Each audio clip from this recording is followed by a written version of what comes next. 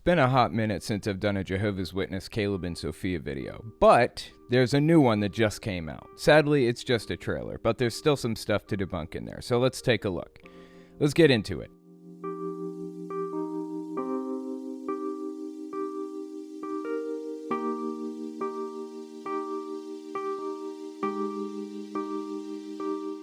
Before we actually get into the trailer, let me talk about what Caleb and Sophia is, since it's been a while since I've addressed any of their clips. Their clips are produced by Jehovah's Witnesses. Kids cartoons. They claim they're just nice little videos to teach kids life lessons that everybody can agree with. When they knock on your door, if you have a kid and they have a kid, they'll have their kid show you some Caleb and Sophia videos off in the corner while they talk to you about the good news. In reality, it's Jehovah's Witness propaganda. They aren't just nice little life lessons that anybody can agree with. It's their method of slipping their interpretation of Jesus into every conversation without people noticing. Like this one. It's called Helping Others. We love you very much, and thank you for tuning in for this update.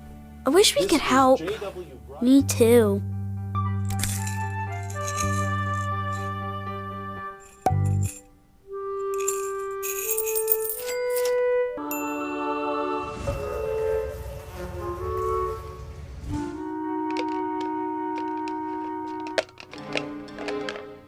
What is it, sweetie? Can I give this to our brothers affected by the hurricane? Of course you can. We'll put it in the contribution box on Sunday. Who are they helping in this clip? The message is that Jehovah's Witness families should be giving every spare penny they own to the governing body, even the kids, even the money in their piggy banks. Or this clip, it's called One Man, One Woman. I drew our family in school today. Oh, wow. Carrie drew two mommies.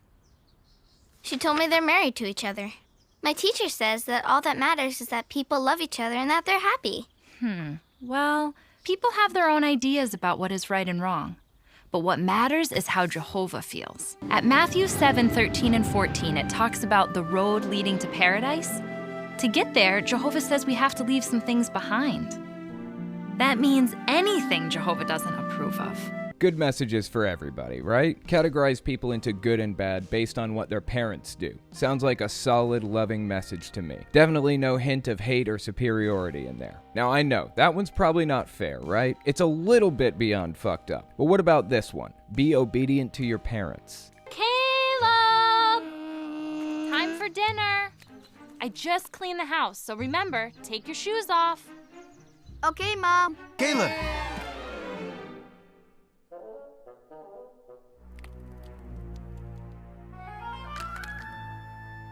Did Mommy tell you to take off your shoes? Yes. Remember what we learned in family worship? It is here in Ephesians. This is what Jehovah wants you to do. Children, that's you, Caleb. Be obedient to your parents, that it may go well with you. That's why you should always listen to Mom and Daddy. Oh yeah, not one hint of religious indoctrination. Purely life lessons that anybody can agree with. Just teaching kids to live right. Jehovah's Witnesses are only ultimately interested in one thing. Programming in what they call the new personality. A hallmark of a cult. If they talk about trying to give you a new personality, then generally you should probably run the other direction. They even have an article on their website called How We Put On and Keep On the New Personality. It says, quote, "The new personality refers to a personality that's created according to God's will. Developing such a new personality is within our reach. Why? Because Jehovah created humans in His image and thus made it possible for us to reflect His beautiful qualities. Because of the imperfection we inherited from our first parents," I assume they're talking about Adam and Eve here, "we are affected by wrong desires." End quote. I can only assume they're talking about this kind of quote-unquote wrong desire. People have their own ideas about what is right and wrong. But what matters is how Jehovah feels. Fucking monsters, dude. They feed this shit to children. It's infuriating and heartbreaking. Anyways, the article on their website goes on to say, "We're affected by wrong desires. We may also have been influenced by our environment. Yet, with Jehovah's merciful help, we can succeed in becoming the sort of person He wants us to be." End quote. Then they go on to list the personality traits that are most useful to the governing body. Never questioning the leadership, obedience, that kind of thing. Granted, some of these personality traits are actually useful, but no group should be programming personalities into people, period. That's destructive influence, and it's the difference between a cult and a religion. If you find that some group you're a part of is made up from clones, then there's a problem. You can reliably expect to hear the exact same talking points coming from every Mormon out there. The same perma-smile, the same vacant look on their faces, the exact same ideas and beliefs and personalities. Don't get me wrong, when I say vacant look, I'm not implying they're stupid. I don't believe cult members are stupid or easily suckered. A lot of the time, these people are approached and manipulated when they're emotionally vulnerable. Has nothing to do with being stupid. Cults have been finding better and more efficient ways of manipulating people for millennia. Anyways, with all that in mind, let's take a look at the new Caleb and Sophia video. It's a trailer for a movie they're making. I mean, most of these Caleb and Sophia videos are short, like 2 minutes long. That's by design. They want to be able to show them to another kid at the door before the parents get sick of hearing it and slam the door in their face. So the fact that the trailer itself is like a minute long tells me it's probably going to be feature length. Let's give it a watch. All of you will be stumbled in connection with me on this night. Peter thought he was strong and would never make Jehovah's sad. But doing the right thing isn't always easy. I'll never make Jehovah sad. So I get the impression that the movie setting is Caleb and Sophia's dad is telling him a Bible story about some dude who made Jehovah sad. Caleb and or Sophia face a similar applicable dilemma, and they bring it back to modifying your personality to be more suitable to the religion. Let's keep watching. I'll never make Jehovah sad. We know you'd never want to. What if Jehovah doesn't want to be my friend anymore? Okay, I'm guessing Caleb had a friend at school that brought him a cupcake for his 6th birthday, and he felt obligated to blow out the candle. Because why wouldn't he? You wanna be a dickhead? Your friends just bought you a fucking cupcake. Just blow the damn candle. But Jehovah's Witnesses have successfully programmed in this deep hatred and guilt for birthdays, bizarrely. We'll get to that in a minute. Let's finish the clip. Peter knew the right thing to do, but he was afraid and did the wrong thing. But he didn't give up. Do you know why?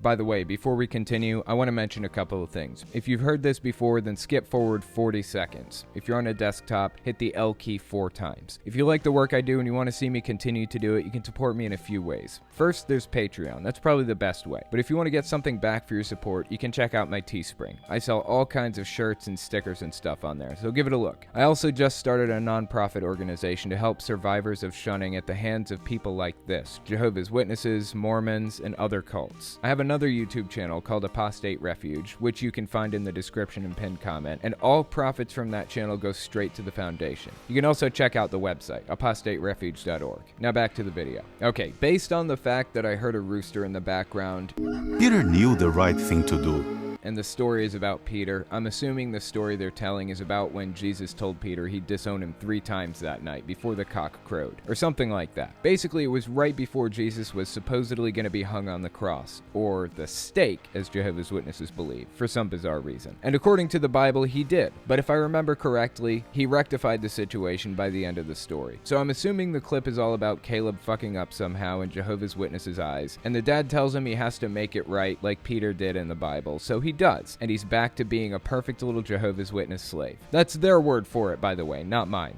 And we can say that we're good-for-nothing slaves and we have done what we ought to have done. And they keep loving and serving Jehovah. What's better than that?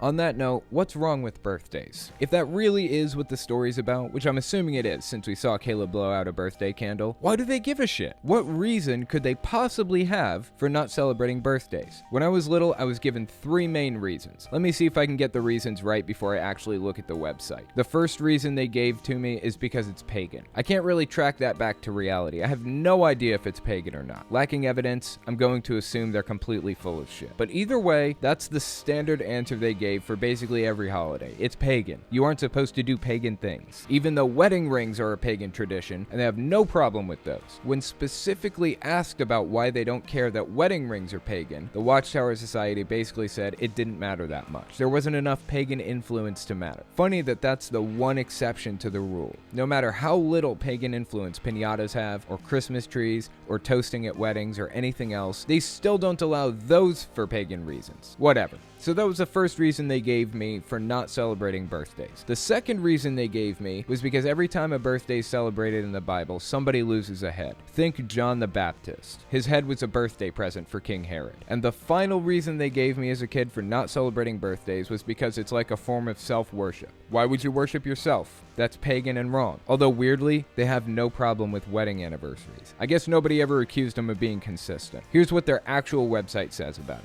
Well, would you look at that? Reason number 1, pagan influence. I guess nobody ever accused them of being original either. According to Funk and Wagnall's Standard Dictionary of Folklore, Mythology, and Legend, these celebrations originated from the belief that on a person's birthday, evil spirits and influences have the opportunity to attack the celebrants, and that the presence of friends and the expression of good wishes help to protect the celebrant. The book The Lore of Birthdays says that in ancient times, birthday records were essential for the casting of a horoscope based on the mystic science of astrology. This book adds that birthday candles, in folk belief, are endowed with special magic for granting wishes. Okay, I've never heard of any of these publications. They don't seem terribly reputable, but that's just me. Maybe they are. I'd have to look into it a little bit more. Either way, it honestly seems like splitting hairs to me. Who cares where it came from? You can't sneeze without doing something that pagans used to do. Whatever pagans are. I guess you'd have to clarify and define that too. It isn't as clear-cut as you'd think. Are they going to stop referring to the days of the week too? Make up their own completely original non-pagan names? Are they still going to use 7 days in a week instead of 9 or 10? The second reason they cite is because the early Christians did not celebrate birthdays. It says, quote, "The World Book Encyclopedia says that they considered the celebration of anyone's birth to be a pagan custom. The Bible shows that the apostles and others who were taught directly by Jesus established a pattern that all Christians should follow." Okay, fair enough, I suppose. The Bible doesn't talk about Jesus celebrating his birthday. But,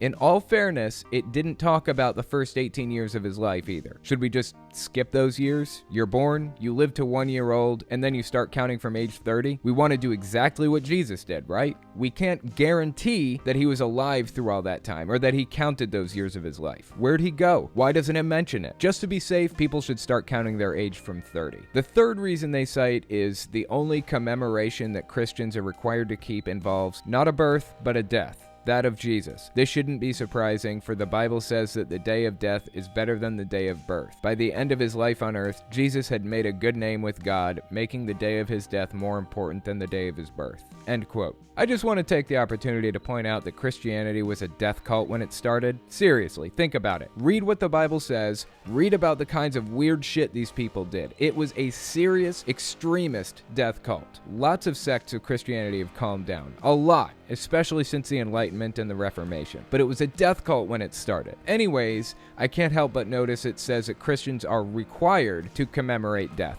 but not birth. Well, nobody's saying you're required to celebrate your birthday. It's fun. Do you guys know that word? Speaking as a former Jehovah's Witness of 18 years, I can tell you that they do not, in fact, know that word. The final reason cited here is the Bible never refers to a servant of God celebrating a birthday. This is not simply an oversight, for it does record 2 birthday celebrations by those not serving God. However, both of those events are presented in a bad light. End quote. Yep, back to the old somebody lost a head anytime it's mentioned bit. Who cares? Bad people drank water too. You gonna stop doing that? You don't want to be like a sinner, do you? Ultimately, it really boils down to one simple reason. They want their members to be different from everybody else. They want them to stand out. They don't want them to fit into society. That's probably why they continue to ban beards too. Oh, that isn't the original reason for the beard ban. That's long and complex, but I really think it plays into the decision. Not allowed to have outsiders as friends, and in an effort to make sure it stays that way, ban them from acting like them, program in a new personality, ban them from celebrating similar things, and do whatever you can to make them physically look different. This is the kind of thing you'd expect to see from a cult. Does anybody seriously wonder why people are angry when they leave this group?